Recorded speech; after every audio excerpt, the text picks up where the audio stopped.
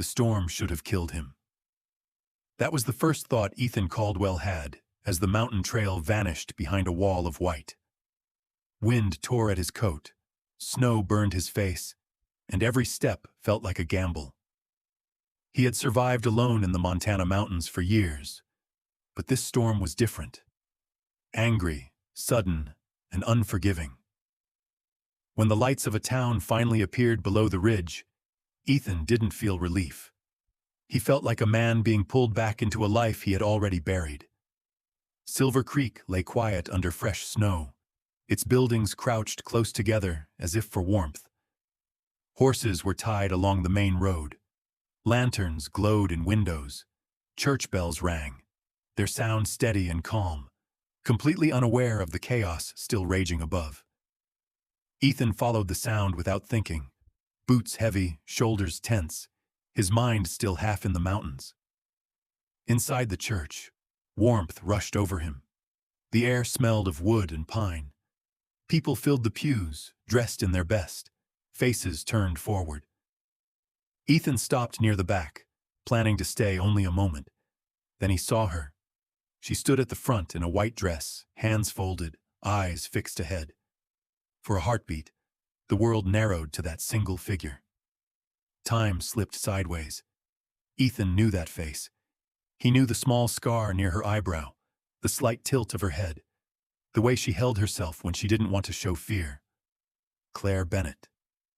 The name surfaced from a place he had locked shut years ago. She was supposed to be gone from his life, a memory from another time, another version of himself. He had searched for her once, asked questions.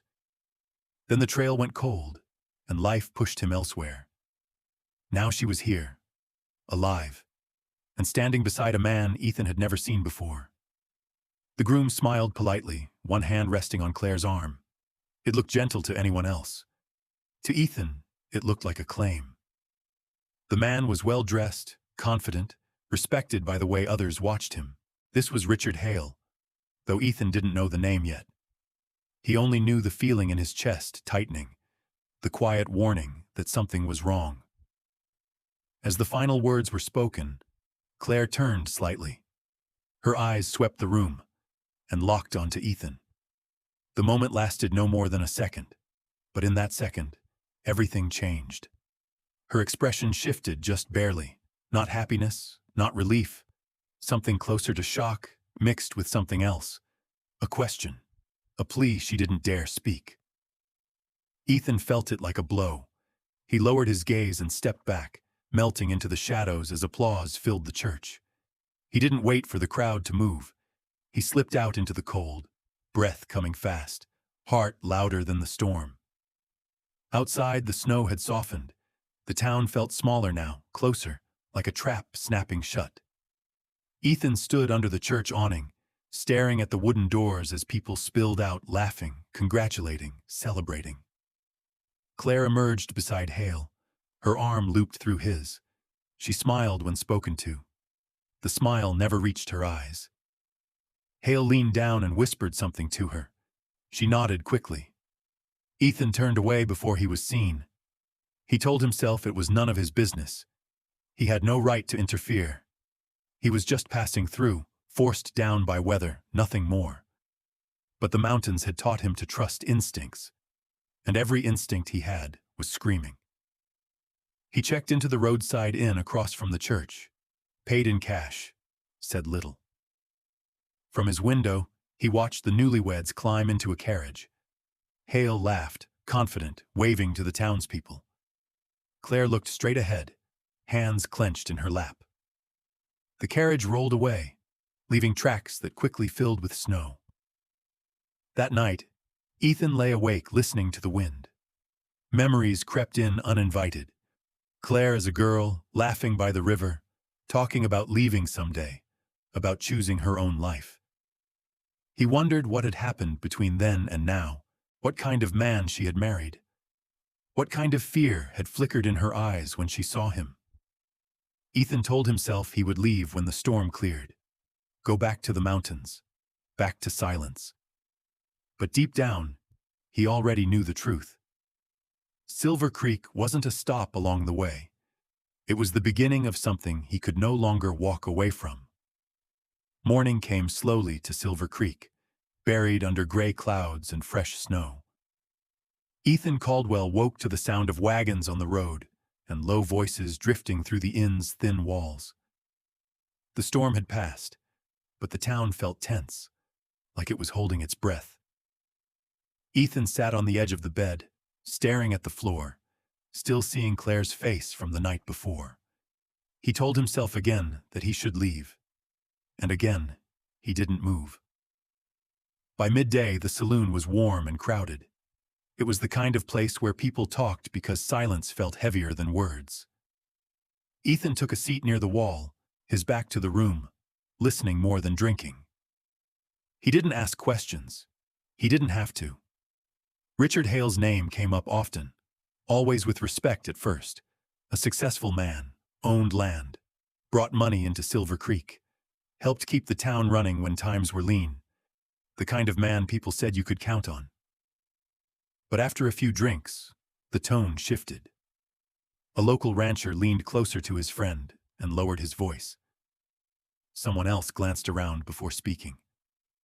A story surfaced about Hale's first wife, how she'd been sick for a long time, how she'd passed away quietly, with no family nearby, how fast Hale had returned to business afterward. Nothing was said directly. No accusations. Just pauses where words should have been. Shrugs, unfinished sentences. Ethan felt his jaw tighten.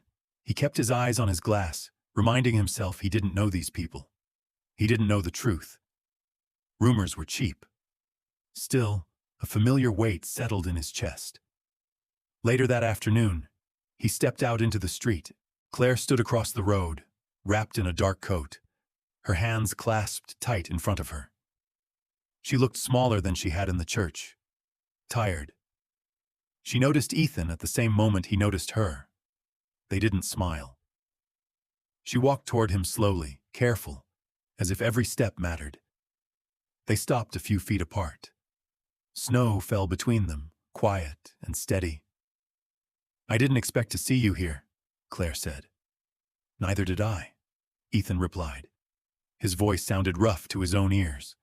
She glanced back toward the large house at the end of the street, then returned her eyes to him. "You shouldn't stay long." "That's what I told myself," Ethan said. "But storms have a way of changing plans." She gave a small nod. "So do people." For a moment, neither of them spoke. Years pressed in on the space between them. Finally, Ethan asked the question that had been burning since the church. "Are you all right?" Claire hesitated. Her fingers tightened in her coat sleeves. "Richard is respected here," she said carefully. "People think highly of him." "That's not what I asked," Ethan said. She met his eyes then, and the answer was there even before she spoke. "Things are different than I expected." Footsteps approached. A shadow crossed over them. Richard Hale stood beside Claire, smiling easily. "There you are," he said, his voice smooth and friendly. "I was wondering where you'd gone." He turned to Ethan and extended his hand. "Richard Hale. And you are?" "Ethan," he replied, shaking the offered hand. Hale's grip was firm, too firm. "Passing through?" Hale asked. "For now," Ethan said. Hale smiled wider. "Silver Creek has a way of making people feel welcome, especially old friends." His hand settled on Claire's shoulder, light but steady. "Don't we?" Claire nodded quickly. "Yes." Hale leaned closer to her, his tone gentle. "We should be getting back. The air's cold." She didn't argue. As they walked away, Ethan noticed the way Claire's shoulders stiffened, the way she didn't look back. That evening, Ethan crossed paths with Mrs. Harper outside the general store. She was older, sharp-eyed, and watched him for a moment before speaking. "You were at the wedding?" she said. "Yes, ma'am." She nodded. "Claire's a good girl. Always was." She paused. "Just hope she stays that way." "Do you know Mr. Hale well?" Ethan asked. Mrs. Harper's lips pressed into a thin line. I know enough to mind my business." She walked away before he could ask more. Night fell early. From his room, Ethan watched the Hale residence at the edge of town. Lights glowed behind heavy curtains. It looked strong, solid, safe. But Ethan knew better than to trust appearances. The rumors, Claire's careful words, Hale's polite smile. None of it sat right. For the first time since coming down from the mountains, Ethan admitted the truth to himself. Claire wasn't just unhappy. She was afraid. And whatever was hiding behind Richard Hale's respectability was already beginning to show its cracks. The Hale residence stood apart from the rest of Silver Creek, large and orderly, with a fence that looked more decorative than necessary. Ethan Caldwell watched it from across the street as dusk settled in. He had been there before, more than once, always telling himself he was just passing by. But each evening, the same feeling returned. The house felt closed, not just to visitors, but to the world. Claire hadn't been seen much since the wedding. When she did appear, it was brief, stepping into a carriage, crossing a yard, always with someone nearby, always careful. Ethan noticed what others didn't seem to, how her head stayed slightly lowered, how her steps were measured, how the light in her eyes had dimmed. One evening, he finally saw her alone. She stood in the backyard, near the fence, wrapped in a shawl. The air was cold, the sky low and gray. Ethan approached slowly, stopping a few feet away so as not to startle her. "You shouldn't be here," Claire said quietly, without turning around. "Neither should you," Ethan replied. She turned then, and he saw it clearly. Dark shadows beneath her eyes. A faint mark along her wrist she tried to hide in the folds of her shawl. She noticed his gaze and pulled the fabric tighter. "He won't like this," she said. "Does he ever?" Ethan asked. Claire didn't answer. She looked past him toward the house, its windows dark and watching. "He says people talk," she said. "That I need rest. That staying inside is better for me." "Better for who?" Ethan asked. Her lips parted, then closed again. The sound of a door opening cut through the air. Richard Hale's voice followed, calm and pleasant. "Claire." She flinched. "I was just coming in," she said quickly. Hale appeared at the edge of the yard, smiling as always. "Good," he said. "You'll catch cold out here." His eyes flicked to Ethan. The smile stayed, but something hardened beneath it. "We don't need visitors," Hale said lightly, "especially uninvited ones." "I was leaving," Ethan replied. Hale nodded. "See that you do." That night, Ethan couldn't sleep. He paced his small room, memories pressing in, not just of Claire, but of another time, another place. Years ago, he had walked away from trouble, told himself it wasn't his fight. He remembered the regret that followed, the silence that never quite left him. He had promised himself he wouldn't make that choice again. The next day, word spread that Claire had fallen ill. No one had seen her. A delivery boy mentioned that Hale had turned away the town doctor, said it wasn't necessary. Ethan felt something break inside him. He went to the sheriff, laid out his concerns carefully. Rumors, observations, nothing solid. The sheriff listened, then shook his head. "Richard Hale's a respected man," he said. "Without proof, my hands are tied." That answer settled the matter. As night fell, Ethan moved through Silver Creek's empty streets toward the Hale residence. He didn't have a plan. Not really. Just a choice. Walk away again, or do something he couldn't undo. He reached the fence and paused. Claire's window was dark. The house was quiet. Too quiet. For a moment, doubt crept in. What if he was wrong? What if this made things worse? Then he remembered the girl by the river long ago, talking about freedom like it was something you could reach out and take. He remembered the look in her eyes at the altar, the way she had flinched at her husband's voice. Ethan climbed the fence. He moved along the side of the house, careful, listening. A faint sound reached him from inside. Not a cry, just a muffled, uneven breath. Enough. He knocked once at the door. Firm. Loud. Hale answered, surprise flashing across his face before the mask slid back into place. This is inappropriate, he said calmly. You should leave. I want to see Claire, Ethan said. She's unwell, Hale replied. You're not welcome here. Ethan held his ground. She needs help. For a second, Hale's politeness slipped. Just a second. Then it returned. You misunderstand your place. Ethan didn't move. That was when Hale stepped aside slightly, blocking the doorway fully. In that moment, Ethan understood something clearly. This wasn't about anger or pride. It was about control, and it would not loosen on its own. Ethan turned away slowly, walking back into the dark street. To anyone watching, it might have looked like defeat, but it wasn't. It was the last moment before action. There was no more waiting, no more trusting that someone else would fix this. The law might stand against him. The town might turn away. But Ethan Caldwell had made his choice, and there was no turning back. The smell of smoke reached Main Street before anyone saw the flames. It drifted low and sharp through the cold night air, slipping into open doors and quiet rooms. By the time the first shout went up, people were already stepping outside, looking toward the large house at the edge of town. Light flickered behind the Hale residence, uneven and fast. Then a window burst open, and smoke rolled out into the night. Ethan Caldwell was already moving. He had been waiting, not for this moment exactly, but for something that would force the truth into the open. When he saw the glow against the sky, he didn't hesitate. He ran toward the house as bells began to ring and voices rose behind him. The front door was hot to the touch. Smoke poured from the seams. Ethan wrapped his coat around his arm and pushed inside. The air was thick, hard to breathe.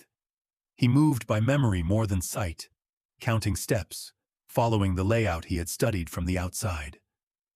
Claire, he called, keeping his voice steady. A faint sound answered him from upstairs.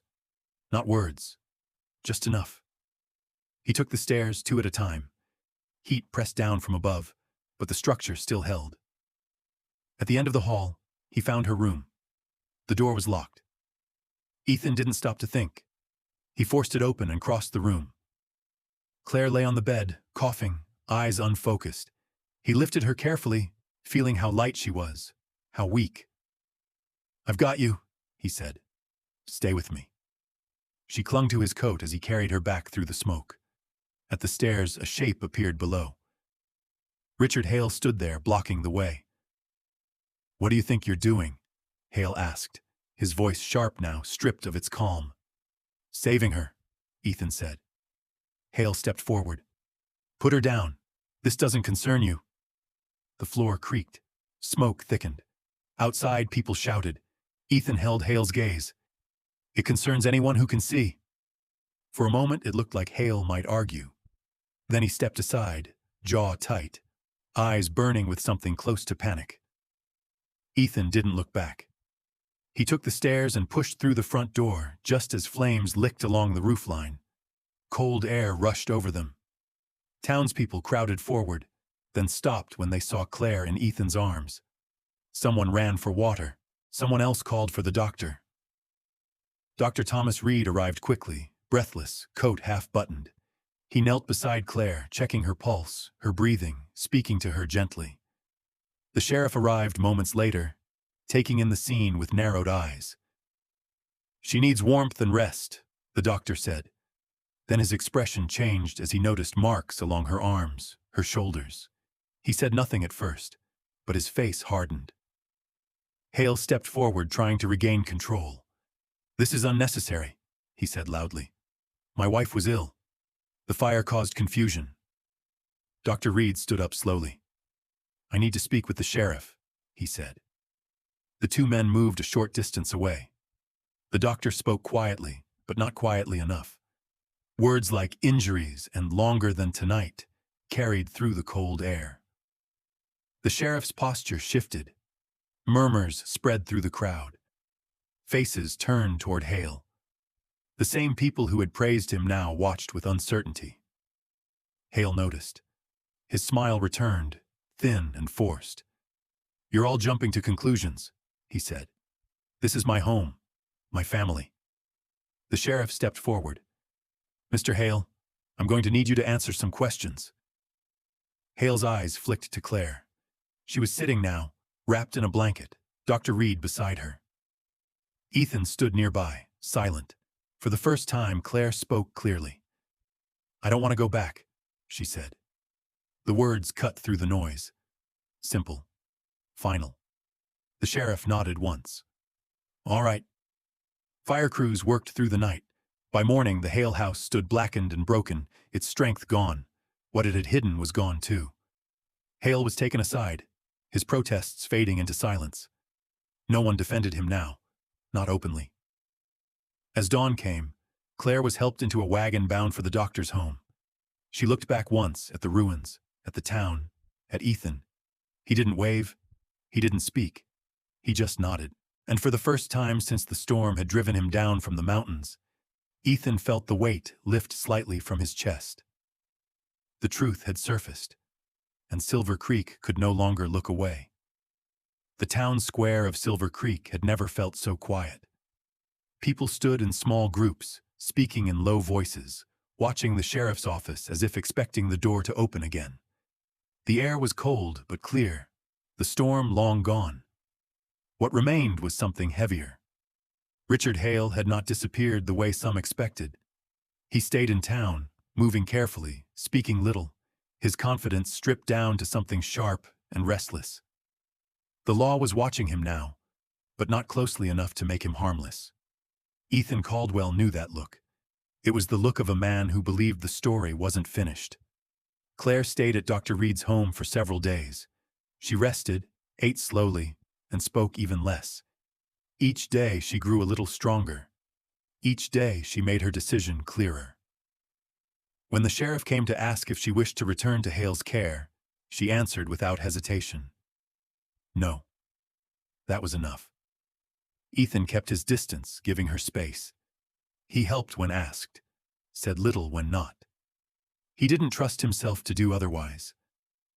There were still nights when he wondered if stepping in had crossed a line, if he had acted for her, or for the weight he carried from his own past. The question stayed with him, unresolved.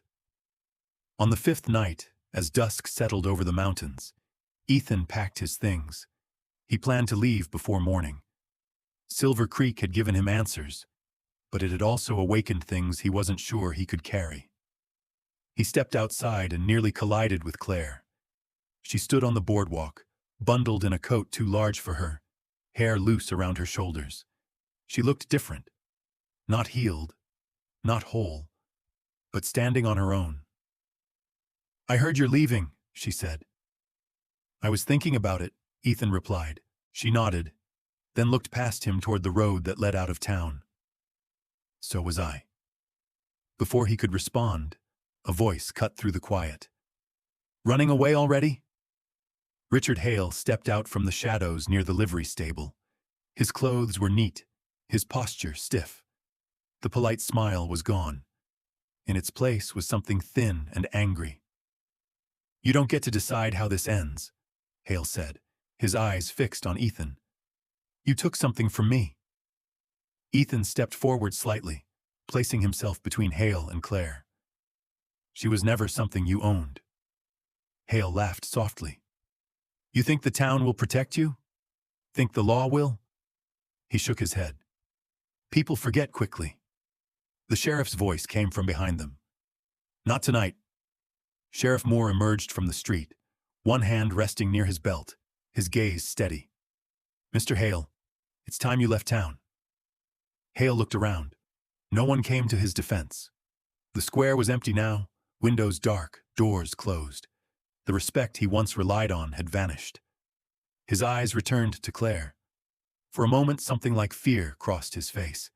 Then it hardened. "This isn't over," he said quietly. "It is for me," Claire replied. Hale turned and walked away into the dark, his footsteps fading down the road. He didn't look back. Silence settled again. Claire let out a breath she seemed to have been holding for years. She turned to Ethan. "I don't know what comes next," she said, "but I know what I'm leaving behind." Ethan nodded. That's usually enough to start. At dawn, they stood at the edge of town. The mountains rose ahead, calm and open. A borrowed wagon waited nearby, loaded with only what Claire needed. Nothing from the life she was leaving. She paused before climbing in. "You didn't have to stay," she said. "You didn't have to do any of this." "I know," Ethan replied, "but I chose to." She smiled then. Not out of habit. Not for anyone else. Just once, honestly. The wagon rolled forward, wheels crunching over frozen ground. Silver Creek grew smaller behind them. Its lessons carried, but its hold broken. As the road bent toward the mountains, Ethan felt something unfamiliar settle in his chest. Not peace, not certainty, but possibility. And sometimes, that was the bravest kind of freedom of all.